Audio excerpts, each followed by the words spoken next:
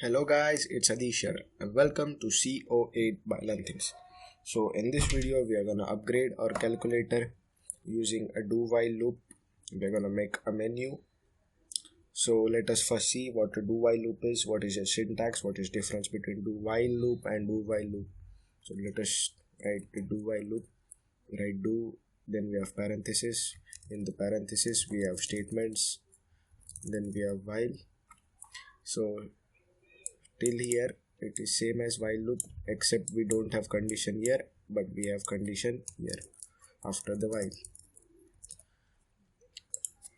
and after this condition we have a semicolon here which is very important. So let us see the syntax of while loop and compare these two. While condition and we have statements.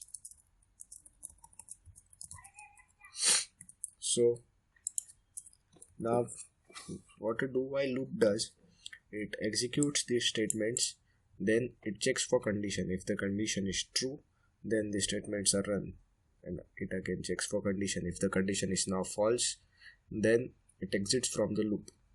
What while loop does, it first checks for the condition and then runs the statements. Here it doesn't checks at the beginning if the condition is true. It first executes the statements and then it checks for condition. So suppose you have a program where you want to execute a task one time no matter what, then you use do while loop. Like in our menu program, we have to ask user first time to enter his choice no matter what. So we don't use while loop there. We can use while loop but we don't. Do while loop is a better choice. So let us make a menu, write our statements here. We are gonna print the menu just like the last program, but we are gonna make a good looking program. So new line, this is just for good looks. So this is how you make menus, good menu. See, if you for user we say that for 1 you have addition, so let's copy this and paste it. For 2 he has subtraction, for 3 he has multiplication, for 4 division, and one more line for to tell him to enter the choice. So 2 for subtraction, 3 for multiplication, 4 for division. And now let's tell him to enter his choice. Enter your choice. So let us make an integer variable, say choice, to check choice of user. So let's scan the choice.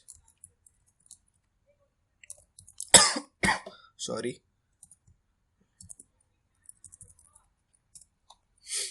So now we scan the choice of user. So okay, we have one more statement here. As this is menu, we have a condition for exit also. This doesn't, in the last program we didn't have this exit because our program would finish just after executing one time. Now we have used a do while loop, so it will keep executing until he presses 5. So let us make a if case. For now we are making a if case, but we are gonna make our program using switch case, which we are gonna upgrade it in the next video. So for now let us keep it using if.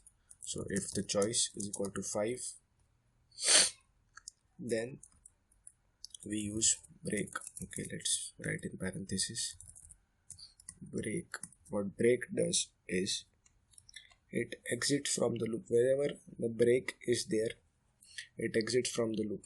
If you write break here, okay, sorry, write break here, then it has no use, or our loop has no use, because after executing one time it will break the loop. So I'm just telling what break does. Nobody writes it like this, I mean. So now what we are doing, we are checking user entered a choice. If that choice is 5, we are breaking the loop because user wants to exit. So he wants to exit from the loop, and then there is nothing after the loop, so it exit from the program. So let's write a condition for now.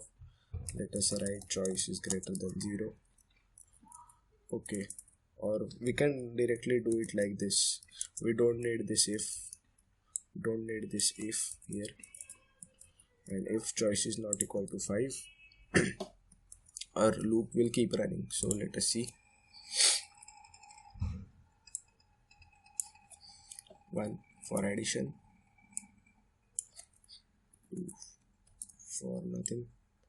Then if we press 5, then let's see what happens. Yes, process returned 0. Our program has finished. Exit. It is working.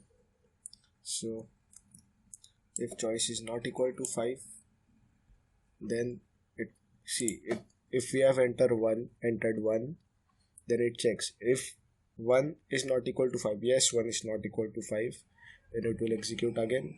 Yes, 2, yes, 2 is not equal to 5, then ask for him again. And then if we have enter 5, no, 5 is not equal to 5, not equal to 5 is not true, 5 is equal to 5, so this would be false. So